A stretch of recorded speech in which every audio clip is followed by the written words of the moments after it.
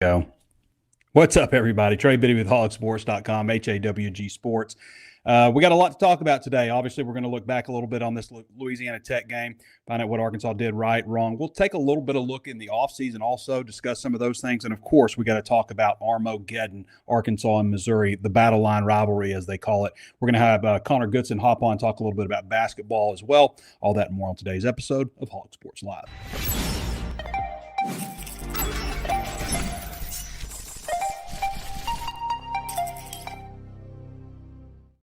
All right, let's touch on a couple things here. Arkansas and Maryland Eastern Shore, the Hawks, play tonight. Arkansas is minus 34.5 right now on the Bet Saracen app, number 20 Arkansas. Minus 34, just minus 34. I think I said and a half. Minus 34. So that's quite a betting line there. Obviously, would expect a blowout. And then Arkansas, this is what I find interesting on Bet Saracen. Arkansas is plus 3.5 right now, plus 3.5. So 3.5 point underdogs. That's not a lot of points when you consider Arkansas is 6-5, Missouri's 8-3, and ranked number 24 in the country, and a team that has beaten Arkansas every time that they've played in Columbia. That's 6 times in a row. I think the first time was like 1906, but since 2014, they've won all 5 in Columbia. So that's a streak that Arkansas needs to end. I mean, for so many reasons, for just the momentum going into the offseason. We've talked about toxicity. I keep using that word, but that's what it is. It gets toxic, and it can just be a brutal offseason. And for a team like Arkansas that has the revenue sharing model and is going to be able to spend more money on it, not only its own players, but going out and getting new talent, going into the offseason, especially that, it's like 3 or 4 weeks before whatever bowl game that they would get. The bowl game isn't even that important. It's the practices that you get. It's almost like having another spring worth of practices. It's all that stuff. It's the momentum generated, just the environment, the energy coming off of a win versus coming off of a loss, and especially when you get 3 or 4 weeks of that energy. Yes, it's nice to win the bowl game also to give you even a bigger boost, more within the team. But as far as like just the energy that surrounds Arkansas football, winning 7 games in the regular season, bar that I've talked about that I think is, for a coach that's been in the program, I think 7 wins is just the bottom. I think that's where you should be as a football program at Arkansas. Get 8, and then, maybe that's maybe a little bit more in the middle. I think 9 is not the ceiling, but the top end of that bar. I think you have years, I talked about this on the Walk Talk, where you maybe just win 5, even 4 games, which I think is horrendous when you have a coaching change. But there's all kinds of other factors that come with that, with the calendar, with not being able to bring in talent through the transfer portal because you don't have a coach during that time. But also on the other end of that, maybe having years where you reach the college football playoff. I talked about that, like if that's not an attainable dream or wish or hope, then why are you even doing this, really? Like, if you can't make the college football playoff, there's certain things that have happened in college football that can benefit Arkansas. The college football playoff, for instance. I mean, that is a path for Arkansas to get in that mix versus before, when you only had 4 teams, you very rarely have anybody out of the blue blood group. You'd have your Washingtons and your TCUs, every once in a while those teams would get in there. But generally, it's been blue blood teams. So now you have an avenue to get to the college football playoff on your own merit and play your way in.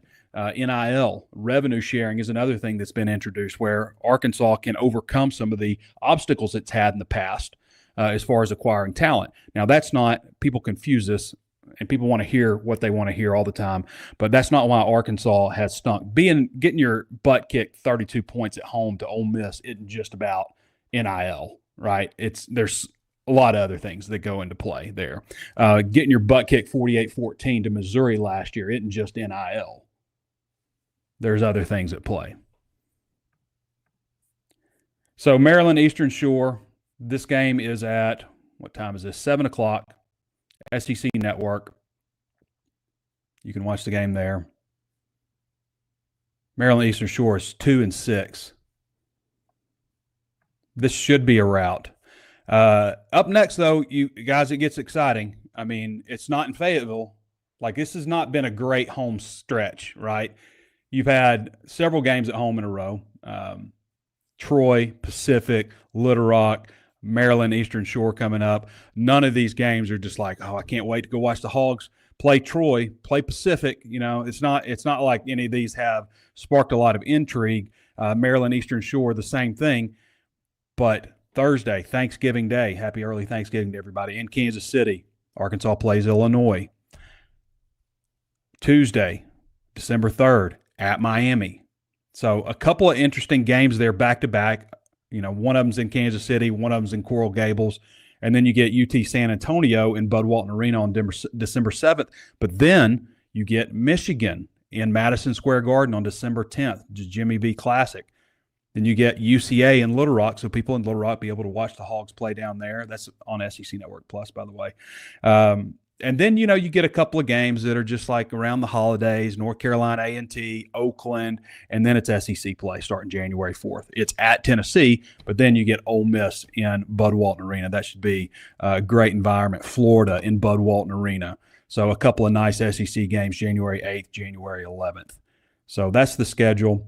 I'll tell you what you should schedule. You should schedule a meeting with Ozarks Go. Ozarks Go is an internet service that I've used for 3.5 years. I've talked about my pleasure with it. I think that's a weird way to say. I've had a lot of pleasure with Ozarks Go. I've never had to like unplug it, which is fantastic. I don't get in arguments with my wife or my daughter over why their phone won't work or why the TV won't work, because the internet is just consistently working. So that's been my experience with Ozarks Go.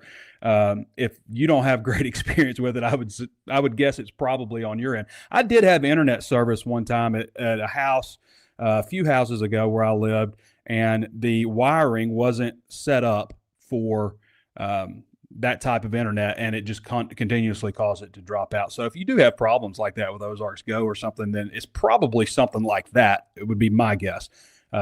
Ozarks Go has worked steadily for me. It's been fantastic. I use the multi-gig. They offer gigabit, which is 1,000 megabits per second, which is humming, and offer several other different tiers that I'm sure you can find something that works for you and your needs. But I think gigabit's probably good for most people. You can reach out to them at ozarksgo.net/hog. Use the promo code BIDDY1 and get a free month, or you can call them at 479-684-4900.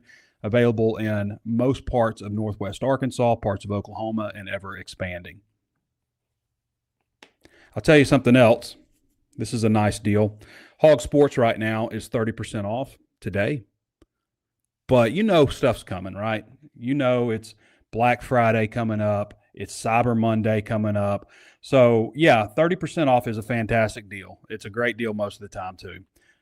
But you know something's coming. I would encourage you to go look at Hog Sports, HawgSports.com on Tuesday, and see if there's anything that jumps out to you. Just saying. I can't give any details. I'm just saying. Maybe go check out the site on Tuesday. See if anything jumps out.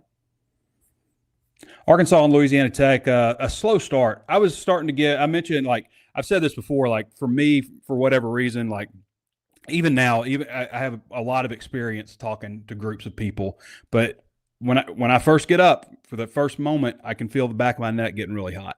When I get pissed off, the back of my neck gets hot, and I could feel it, man. I could feel it. Like, how could they come out flat against Louisiana Tech, a game that Sam Pittman really has to have this game to save his job? They come out flat. Like, I'm sitting there going, like, man, they need to change quarterbacks. Just not happy with the way things started out. You open things up with a kickoff, return for a touchdown, and yeah, it's great, but there's a holding penalty. And how many times, like, and I get so upset about that too, like, stop returning kickoffs. They don't want you to do it. Every single rule that they've implemented since like 2010 has discouraged people from returning kickoffs, outlawing wedge blocking, moving the even before that, moving the kickoff back up to the 35-yard line. It used to be at the 30. What else did they do? Oh, yeah, just the fair catch, the fair catch rule where you get it at the 25-yard line. Like, everything they have done has been to discourage you from returning kickoffs, and they still return kickoffs. Even when you get a good return, it seems like half the time you're going to get a holding penalty on top of it, and that's what Arkansas got. So, like, starting off like that, I was just like, Okay. And then, just not getting anything going. And there was a point with Taylor where I was going like, if he doesn't do something on this drive, they need to change. They need to bring in another quarterback. And he did. He finally made something happen, ended up having a pretty decent day, 20 of 37 for 2 touchdowns, 1 interception. Rashad DeBinion ran extremely well. Like, you can cancel out Louisiana Tech's got a pretty good defense. Again, they're G5, so it wouldn't be a good defense on the SEC level, but you can kind of cancel out everything else and see how hard DeBinion is running. Like, if they can get something like that out of him. I was disappointed also to see Braylon Russell not play. I was looking like, I don't know if it's just because he was standing over there, but I was down on the field after the game, and the first guy to hit the tunnel was Braylon Russell, who did not play in the game. And Pittman said, talked about him today, like he's, a guy that we want to build around. Like, to me, Braylon's your future starter at running back. I don't know why you would just omit him from the game entirely. That doesn't make any sense to me. I don't know why they did that if he's healthy. Like, why would you not play? And Pittman didn't know. Like, Pittman didn't know in the press conference. He was like, that was actually news to me that he didn't play. But he did not play. I don't understand that. Jaquindon Jackson, 16 carries for 55 yards. Talon, 6 for 61, 2 tutties. They got it going. And, again, it's important to note, like, this wasn't just an ass kicking, but Louisiana Tech has not had their butts kicked by anybody all season. And I've talked about that. They only lost by 10 to NC State. Everybody else has been within a score. They lost 3 overtime games. Zach Zymus hit me up, by the way, after the game. Said he saw me. He wanted to come say hi, but he didn't want to interrupt me. Nice kid. Good to see Zach Zymus get 10 tackles. And it was a losing effort, which is important to note too. But 10 tackles, a couple quarterback hurries, a fumble recovery. I think he had maybe 1.5 tackles for loss. Had a really good game. So good to see Zach Zymus perform well. Former Razorback in his 6th year now. He was a Chad Morris era recruit at Arkansas. He also thanked me for always saying his name right, Zymus, for those wondering. And that's thanks to his mom one day on the show. I think she pointed it out to me. So, Arkansas, Missouri. We're going to get to Connor Goodson here in just a little bit. So, Connor, if you're listening, you're coming up here just a little bit. Arkansas, Missouri. Missouri is 11-4 all time against Arkansas. I think it's an insane streak. I don't understand it. It feels like Missouri wants it more than Arkansas. Missouri fans dislike me, and I don't like them either, so that's fine. But it's all in good fun. I don't hate them. I've asked myself, am I being too hard on Eli Drinkwitz? Like, I asked myself that, and I've come to the realization, like, there's some things I've said about Eli, like, and some of it holds true. I'm not like saying that doesn't, but like, am I being too hard? Like, and I've said, like, he is a good coach. Okay, you have to give him that. There's no question. And I've said before, I think I've even maybe said like he's a fraud, which is probably a little extreme because he is a good coach. He gets a lot out of his players. They perform well. I still don't like him. I don't know why. And I think I think it's okay that I don't, right? I mean, like, I asked myself, like, do I hate hate's a strong word, but I don't dislike, like, Mark Stoops in Arkansas. They've lost to Kentucky. I don't dislike Steve Sarkisian, and he coaches Texas, which, nobody around here likes Texas. I never disliked Nick Saban, Steve Spurrier, Will Muschamp. I mean, I can think about just about everybody. Even Hugh Freeze, even though I think Hugh is I don't think that, like, Eli's a scumbag, but I think Hugh Freeze is. For some reason, I just don't like him, and I think that's okay. I think it's okay that I don't like him. I don't hate him. I don't know what it is. Something about him just kind of rubs me the wrong way, and that's fine. I might rub you the wrong way. I'm sure there's Missouri fans out there that I rub the wrong way. Just what it is. I think he rubs Sam Pittman the wrong way. I don't know how he wouldn't. Just like the Josh, I know Tennessee fans do hate him. Just the, like, we stand on business, Josh, like, on the handshake. Was that real, or was that AI or something? Did he really say that? The stuff that he's yelling to the Mississippi State players, but I don't have any context for that. Who knows what the Mississippi State players were doing? I heard they were, kind of showing their ass too. I don't know. I do like Gabe DeArmond. I don't know if he likes me, but we're going to have him on the show Thursday. So Gabe DeArmond from Power Mizzou, our new Missouri site over on the 24/7 Sports Network. I've known Gabe for a long time. People may be surprised, given my disdain for them, that Gabe and I do get along well. We've known each other for a really long time, always kind of hang out together in Nashville when we'd be together for pub conferences and stuff. But we see eye to eye on a lot of things in this business and stuff, maybe not on the teams we cover. Arkansas got their tails whipped 48-14. Now, why did they do that? Why did they get beat so bad last year? And I'm coming to you, Connor. Connor's traveling. He's coming up here for the game. Missouri passed for 112 yards, 112 passing yards. Again, 48-14. They ran for 258. That's a lot. They had a really special running back last year, obviously. No real difference in penalties. Both teams had 7. Possession time, not dramatically different. What was the reason? Why did Arkansas get beat 48-14? Well, one, they did lose KJ Jefferson. And I've got to imagine for as below, what's the word I'm looking for here? For as poor as KJ played last year compared to what we've seen out of him in the past, especially for the investment that Arkansas made into him, I've got to believe that he was really looking forward to one last time in Razorback Stadium and was hurt, I think, like on the first series. So you had to go to Jacoby Criswell. You had your backup quarterback. That played a role. But here's the reason Arkansas got their tails kicked. 5 turnovers. 0 turnovers for Missouri. 5 turnovers, 0 for Missouri. And Arkansas actually, I believe, lost the turnover battle last weekend and won. So they broke like a 6-game streak where Pittman had lost games where they lost the turnover battle. But 5 turnovers to Arkansas, 0 for Missouri. How many interceptions? 0. 5 fumbles. Arkansas lost 5 fumbles in the game last year. Schrader had 27 carries for 217 yards and a touchdown. Brady Cook was only 12 of 20 for 112 and 2 touchdowns. Now, he's a good quarterback, obviously, veteran, been around the block. A guy that, like, they said Missouri fans were, like, booing him last year at the start of the season. And I got to imagine he's one of their favorite all-time players now after they won 11 games, had the season that they did. But he's a really good quarterback. What am I looking for here? Stats. Where's my Missouri stats? Here they are. Okay, so he's banged up this year also. He's 173 of 269 passing for 2,080 yards, 64.3%. He only has 9 touchdown passes. That's surprising. 2 interceptions. What did he have last year? What was his touchdown passes? Is that something that he does? Let's see. Stats. So last year, he had 21 touchdown passes last year. I guess it's just one of those years where things are a little weird. Kind of like Andrew Armstrong has 1,002 receiving yards, 69 catches, and 1 touchdown. Just one of those years, I guess, but only 9 touchdown passes for Brady Cook. 6'2", 215 senior, St. Louis, Missouri. He looks taller than 6'2" to me. I actually thought he was like 6'4". Maybe he's a tall 6'2". But good quarterback.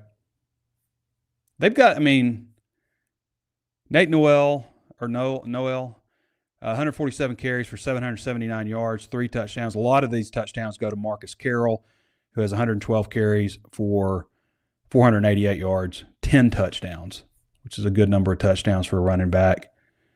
Carroll's 5'10", 210 out of Union City, Georgia, one of those Georgia running backs. Luther Burden has 60 catches, which leads the team for 665 yards and 6 touchdowns. But Theo Weiss Jr. has 51 for 709 yards and 3 touchdowns. So he leads them in yardage right now. But those are the top 2 guys to keep an eye on.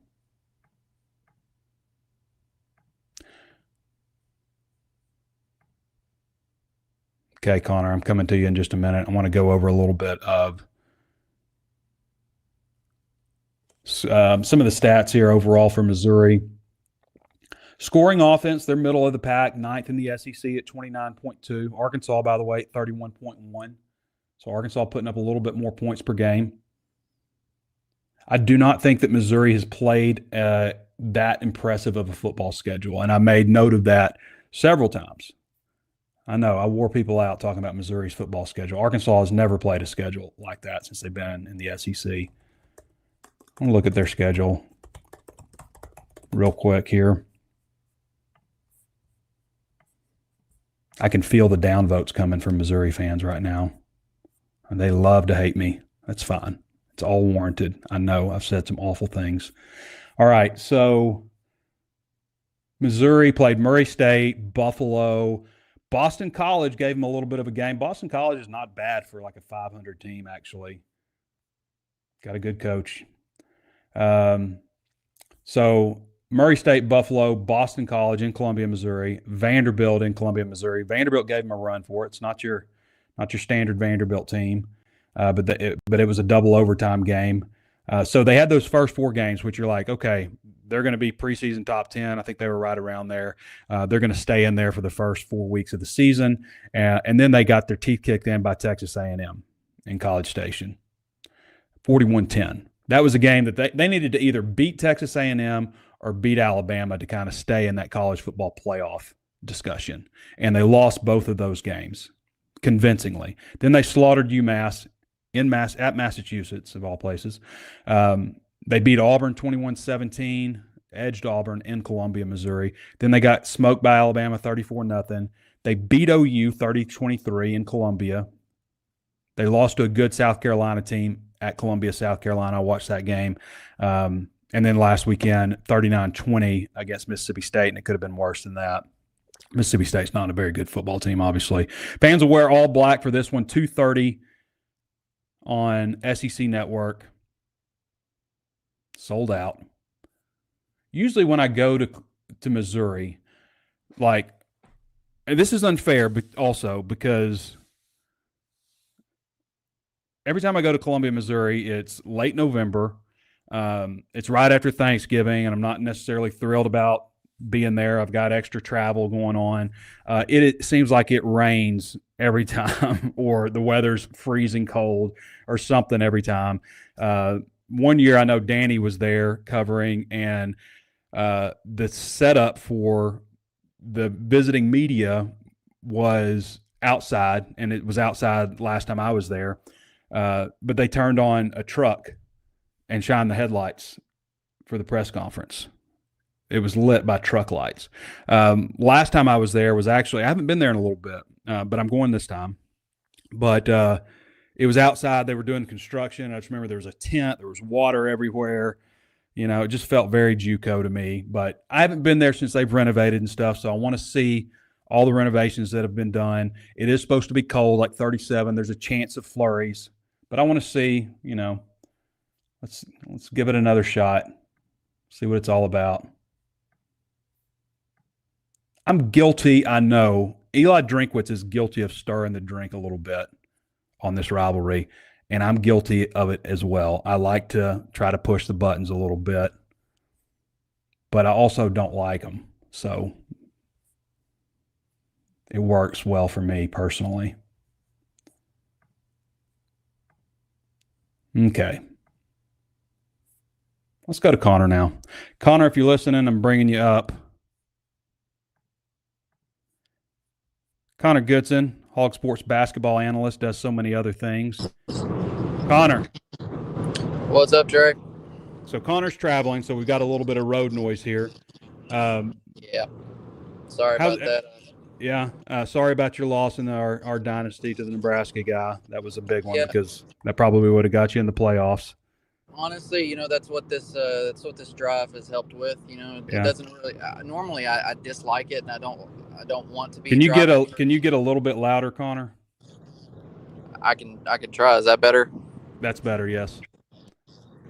So normally, I don't really like this drive, and I dread it a little bit. I just want to get to the destination. But after my dynasty loss earlier, it was good to debrief a little bit and have some time to myself to reflect. Yeah. So Connor and I are. I was in a bad mood. Yeah, Connor and I are in a 12-man online dynasty. The Hogs, I believe if I win, I've got to beat we've got a custom conference. I believe if I beat Wisconsin, then I'm in the SEC championship game, who is Wisconsin in the SEC. I play with Arkansas, but we have 12 people, all members of Hog Sports, and what are we in? We're in year 3 or year 4? We're in year 4, aren't we? Year 4, I thought. Year 4 or 5 or something like that. Yeah. So I think if I beat Wisconsin, I should make the playoffs for the 3rd straight year. You made them last year. Nobody cares about this. I don't know why we're talking about it. We talk about it enough. Yeah. So what do you know about Maryland Eastern Shore, Connor? They're like 35-point underdogs. Well, this isn't hyperbole by saying that Arkansas, this is probably the worst team that they'll play all season. I mean, they're ranked in the bottom of the barrel in like KenPom and all the like efficiency, offensive efficiency. They're 300 and something. Defensive efficiency, they're 300 something. Illinois just beat them by 47. So their only 2 wins on the year are non-D1 schools. I believe it's a pair of Division II schools that they've gotten wins over, and so they're not very good. They have a couple of pieces. You mentioned JUCO setup with Missouri. Well, Arkansas is going to see some JUCO studs tonight on the hardwood. Keytron Shaw. I don't believe he started at JUCO. I may have got that mixed up, but their big man Chris Flippin is a JUCO All-American, and he averaged a double-double last year, coming off a 10-rebound performance against Illinois. 6'9", 240. So, you know, he's one of those sturdier inside presences that guys like, you know, Big Z and Adu Thero are going to have to really step up and, you know, control and limit his damage on the boards. But Keytron Shaw is kind of the guy that stirs their drink offensively. He's averaging like 21 points a game. And he's really their do-it-all guy. They're going to give him the ball and just let him go to work. So I think if Arkansas's guards can slow him down, they should have no trouble winning this game and probably covering. I mean, if we're talking about a 20-point game, or, you know, they're going on a run to make it under 20 points in the second half, I think this Arkansas team might have more problems than you know, we might need to have a different conversation post game, but no, Arkansas is clearly the better team. And a familiar face I wanted to touch on, by the way, for all of you Arkansas basketball sickos that follow, you know, the transfer portal and you know, last year with Musselman, you know, his whole shtick is he reaches out to everyone. Well, Arkansas, one of the first guys that they reached out to in the portal, Jose Coelho, I believe that's how you pronounce his name, Coelho. Anyways, he's a JUCO stud as well, averaged like 20 points, 7 rebounds, 5 assists, something like that in JUCO. But Arkansas was one of the first teams to reach out, and he ended up at Maryland Eastern Shore. So he's going to be playing, I think he plays like 20 minutes a game. So familiar name on the opposite team tonight for Arkansas. For some Arkansas fans might remember him.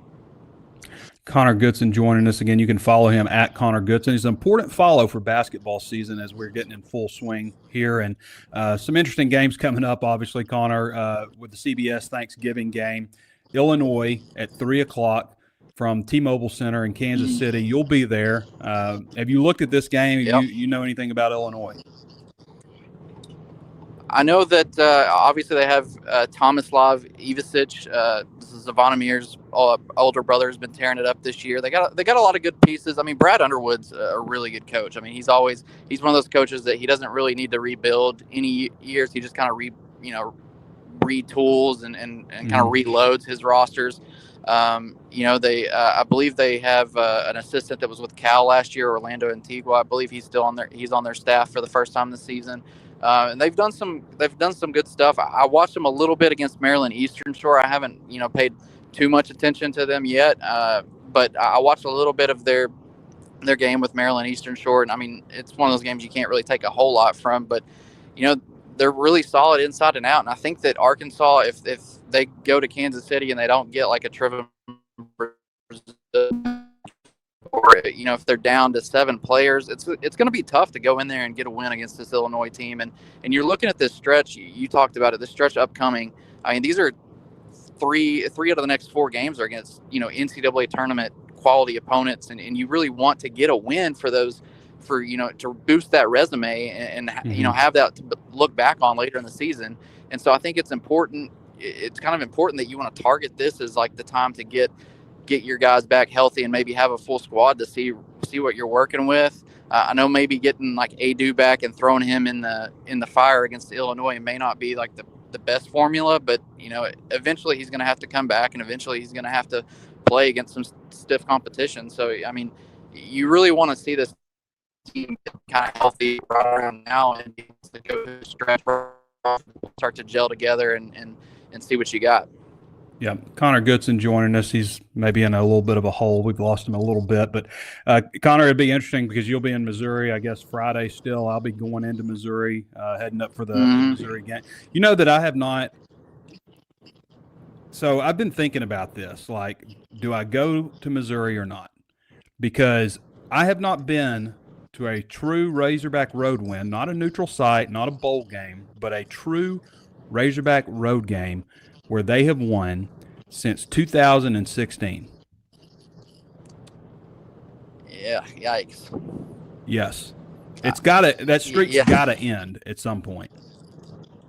It's gotta end, but on the flip side, it's like, do fans want you to show up? And, if you lose, you're probably going to get blamed for it. Trey, you shouldn't have gone. Like, why did you go? You knew they were going to lose if you go. Yes, but also know that streaks are made to be broken, Connor. Exactly. And if I just stop going to games, then, the streak will never end. And I'll have that forever. It'll be on my tombstone. It didn't last Razorback road win 2016. It was the TCU game, which Arkansas won in, I believe, was that double overtime or just regular overtime? But anyway, it wasn't an easy win.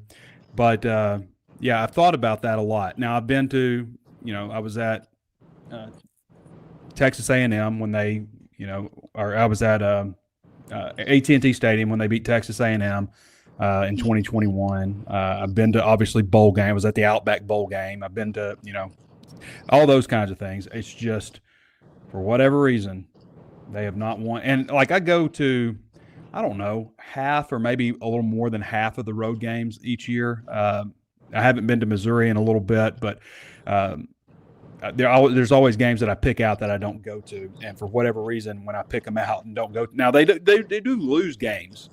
They lose games where I don't attend, obviously. But like the Ole Miss game back and when was that? The Ole Miss game where they won on a field goal. I wasn't at that game. I think that was Brett Bielema's last year. I think but that started a long streak. But anyway, So we'll be tagging in and out. Got to be broken. The answer is not just to stop going to games. Right. That's not the answer. Yeah, as much as fans are gonna give you flack if they do lose. I mean, you still got to keep going. It's just you got to. It's got to be broken at some point, and can't stay at home. But we'll be tag teaming out. I'll be heading out of Missouri, and you'll be coming into town for a rare Saturday game to end the season for Arkansas. Yeah, it's been a while since they played on Saturday. It's been a long time. I mean, when's the last time, Connor? 93 or something. It's been before I was born, possibly. I was born in 94, maybe around there. Holy crap, you were born in 94. That makes me feel old. Yeah, I was born in 77. Wow, you've seen a lot, Trey. You've seen a lot. I have. Been around. Wow, you're a 90s baby. That's that's wild. All right, Connor. Well, I'm going to take a few questions here from people. I'm sure there's been some interesting stuff on some of the stuff I've said during I'm the sure show. we got downvoted for our little dynasty talk, and nobody cares about that. And nobody cares. Hey, no. I will say I got my office set up. We got the new desk in. We got the new setup and camera and everything. So I should be ready to go next week for everyone to quit looking at my ugly mug on the picture, and you can see me live maybe. Yeah, that's right. All right, brother. Appreciate you. All right, everybody. That's Connor Goodson. Connor does a great job covering Razorback basketball for us, and does so many other things. Like you can see his content when with our football coverage and all that kind of stuff too. All right, we're going to take some questions here. See what we got. Brian finally gets to watch the show live. Appreciate that. Been a couple weeks since he's been able to. Sharkin says Pittman's going through another round of blocking fans on Twitter. Yeah, I block people every once in a while, but you have to do something pretty vile. I let Ozzy Maverick go. I kind of enjoy going back and forth with him. I don't know why. I do, but I do. I should just leave Ozzy alone. If they play the same way as the Tech game, Missouri will rub our faces. I got to start reading these things. Somebody's going to get me like Randy. All right. Trey, this is Andrew Hawthorne. I'm tired of this team just consistently underperforming. If you suck, you suck. If you suck, just suck. If you're good, then be good. Stop the roller coaster. They're playing with our emotions. I mean, that's always been Arkansas. I mean, there's a reason that people say Arkansas is going to beat somebody they shouldn't beat, and they're going to lose to somebody they shouldn't lose to. That's very Arkansas. But imagine if it was just the other way around and they just lost to who they're supposed to lose to, beat who they're supposed to beat, and then beat somebody that they're not supposed to. If they could just like get it that way, then we'd all be a lot happier, I think. So I do think it's important for Sam to win this Missouri game just for just this environment. And I talked about this on the Walk and Talk too, just for me selfishly, because I deal with like when they lose and things are negative, like people, like there's plenty of reasons to get pissed off about the performance of the team, but people start making stuff up. You see a lot of like, well, what you're really saying, or so what you're saying is, no, I'm not saying that. I'm just saying this. And people, just kind of get to that kind of stuff, start working out, different figures and stuff. And there's plenty of stuff to get pissy about without just coming up with stuff. I also seen people, point out, Pittman talking about NIL and people saying like, well, he's just using excuses, he's not, all this kind of stuff. But like, to be fair to Sam, like I asked him that question. Like I asked him if NIL and revenue sharing is going to allow him to be in a position where they can compete for a championship. And, he even pointed out, like, people are going to take this as me making excuses. I'm just answering your question. You asked the question. But people took it anyway, you know what I mean? Like, that's the environment that you foster, and that's nobody's fault but, Arkansas football, that people act like that because you keep losing, people get ticked off. I do too. I get mad, but like I also try to keep it in the lines like, okay, this is a reasonable thing for us to bitch about, but this is a little ridiculous. That's that's kind of how I view it. I try to keep the facts straight as much as possible, but I also think, like I said, like 6 wins, even though Sam Pittman is safe now with, by getting to a bowl game versus what they did last year and, improving, 6 wins is still reason to bitch. It's still reason not to be happy. And I appreciate that he said that too. This is not what we want to be. So yeah, it's reason to be ticked off. It's reason to even come up with reasons to be upset. But I still think that there are plenty of reasons. Hog fan 40 ounce says he's behind Sam. Go Hogs. Yeah. Okay. The little podcasters have been toxic for sure, says James N. James M.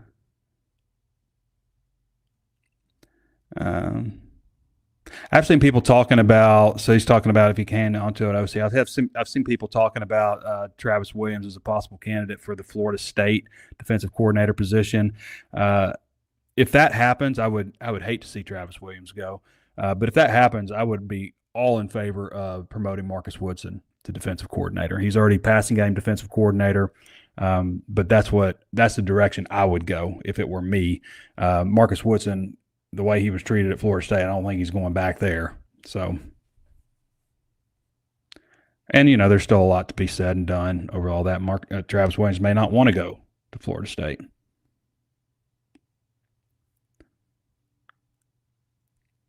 I'm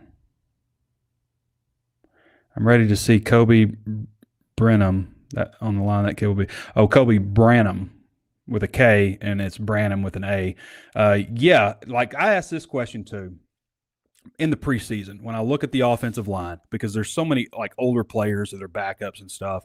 But who are the future starters on this offensive line? And the one caveat you'd have to say, like, we'll see what Kobe Branham becomes. But it feels like he's really coming along. Sam Pittman said today that he expects Kobe to compete for a starting spot at one of the guard positions, and he was running second team as a true freshman almost right out of the gate. So it just shows you what they think of him. Are you the okay. Hey Trey, if we win, what bowl game do you think we'll get? There's been a lot of talk about. Some people have talked about like Vegas. I hope it's not Vegas. I wouldn't mind going to Vegas, obviously, but it is the day after Christmas, and I want to obviously spend Christmas with my family, but I wouldn't mind seeing. It's been a while since Arkansas went to Texas. It was 2014. That's 10 years since Arkansas went to the Texas Bowl. So that's a nice bowl. It's indoors. It's in Houston, so it's not like it really matters. But you don't have to worry about weather or anything. I remember I felt like they treated everybody pretty well. I don't remember any complaints from media or fans or players or coaches. I feel like it was and Arkansas beat the tar out of Texas. So, good experience. Arkansas got ripped off in the opening kickoff. Yeah, but you don't return kickoffs. You just don't. And that flag was nowhere. Those refs were terrible. Like, they were terrible. It seemed like any time Arkansas did something, like there was a flag, and like half the time it felt like it was unjustified. I mean, I'm not saying all of them weren't, but like half the time it felt like that's stupid. Like the pass interference penalty, like what? I was watching that. I could not believe that he threw a flag. Like, and I asked people on TV, I was like, am I missing something here? Because live, it's like the ball is so far away from the receiver. It's not even close to being catchable. And I don't think it's because he was held up either. I just thought that was a terrible flag. Hog Wild YT says I wouldn't be sad to see Green leave. Singleton and KJ are two potential QB. I wouldn't. I don't want to see Green leave. I just would like to see a quarterback competition. I think I would like to see it opened up a little bit. But at the same time, like you can open it up all you want, and you're not going to really have a good idea of who should be the starting quarterback. Now, you have at least game samples now. But how many times, guys, we see teams say, this is our starting quarterback, and he goes out there and he sucks. And they end up – or somebody is a starting quarterback, and then he gets hurt, and the backup comes in and just lights him up and, like, takes over the starting job. Like, we see that happen all the time in college football. A great example was when Felipe Franks got hurt, and then Kyle Trask took over, and he ended up being a stud for him at Florida, and then Arkansas got Felipe Franks. Pittman does a lot that makes no sense. I think he has done a better job, Fishman, of his in-game coaching. Now, there are things that I've brought up that frustrate. Like I mentioned this against Texas, like why snap the ball on the punt with 8 seconds left when you can take the clock down to 1 and then punt the ball? That's a play, maybe 2 plays, because like you run a play and then you still got a second left that you get to run another play. So to me, like there are things like that. And maybe that's nitpicky. I don't think it is. I think, you need to be obsessive. I think that's where Drinkwitz, and I've seen Drinkwitz do some things too that have been mismanaged. Times where they've gotten maybe a little bit lucky. I can't remember the game. They mismanaged some things with the clock at the end of the game, but they got lucky and it ended up working out fine. But the thing that you can't expect perfection. Like people are going to make mistakes. It's just don't make a lot of them. But Drinkwitz, the thing that makes him a good coach in a lot of ways, my opinion, is his obsessiveness, his attention to detail. And you have got to be obsessive. Like that's all you can't stop thinking about it. That's what you've got to be a good coach. And I feel like Drinkwitz has that. So like, his personality may be off-putting, but that aspect of what he's doing, he's got that figured out. Edward Wilmoth says, if Arkansas loses Missouri and bowl game, there will be no hope for next year. Also, if the Hogs portal class is ranked high 20s and 30s, next season will be a disaster. That's fair. Won't be surprised if Braylon and Malachi hit the portal. I wouldn't be surprised if anybody hits the portal. Biddy, what's the deal with Tavion Wallace possibly flipping to FSU? I just know he took a visit there. Well, I mean, you just look at Freeze's record. I mean, everybody deserves second chances, I guess. I just kind of think he's a phony. Back 40 says I'm right to dislike drink. Back 40 also says Freeze is a scumbag. Scumbag's a hard word. I get it. Yes, it is. I just think he's disingenuous. I don't think that he necessarily practices what he preaches.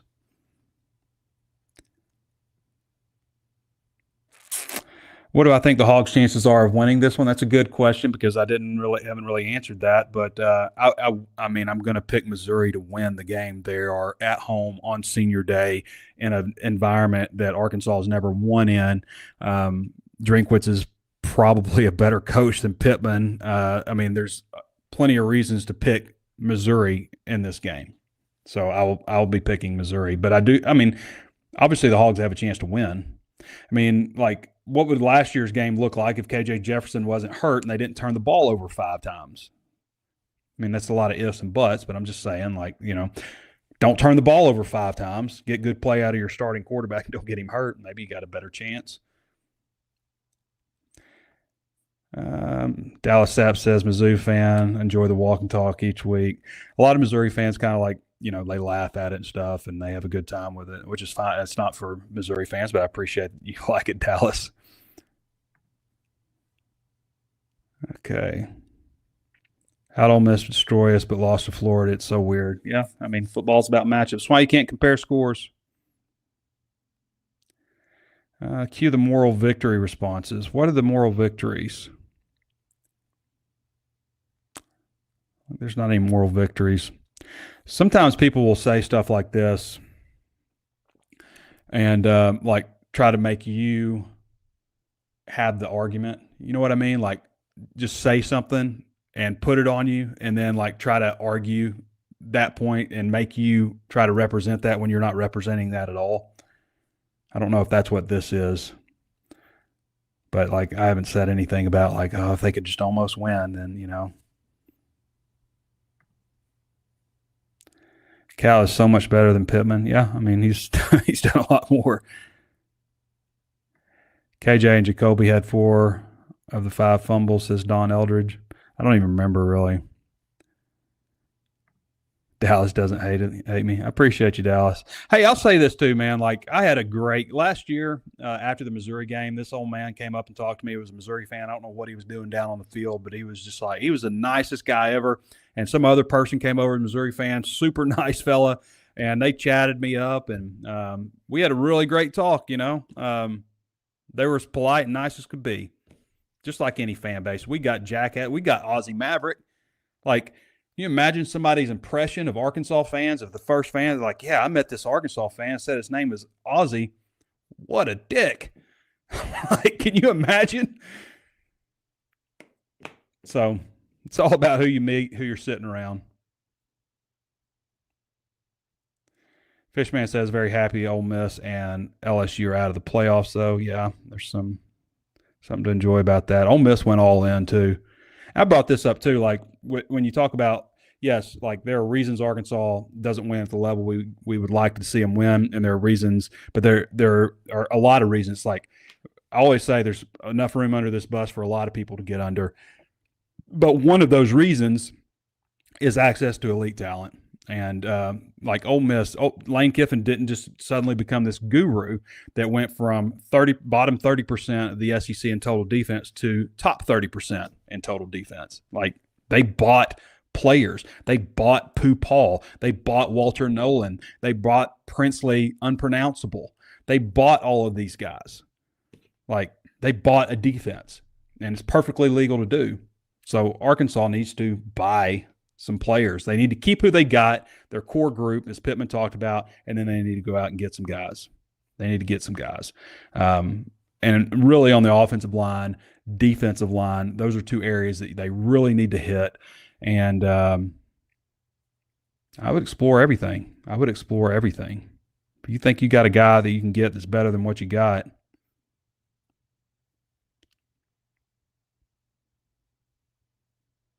not a rivalry when one team consistently wins. You are correct, Arkan Tiger.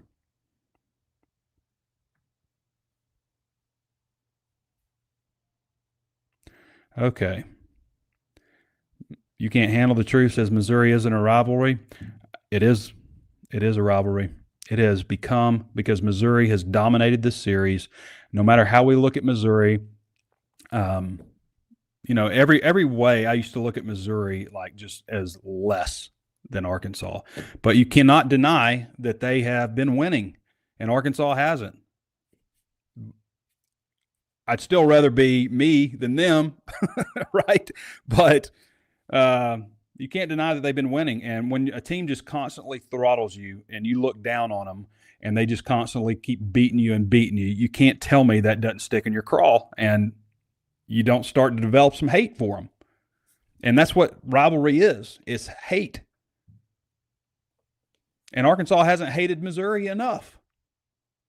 Missouri has hated Arkansas. Missouri's looked at Arkansas and be like, screw you. That's how they look at them. You had that Zeus dude start talking all that noise. Like things like that. Those kinds of things are what rivalries are built on. And yes, this has become a rivalry. People can like it or not, and maybe that's part of it. You don't like that people call it a rivalry. It still makes it a rivalry. Any of those things that tick you off when we're talking about Missouri, if it ticks you off, then it's a rivalry. Okay.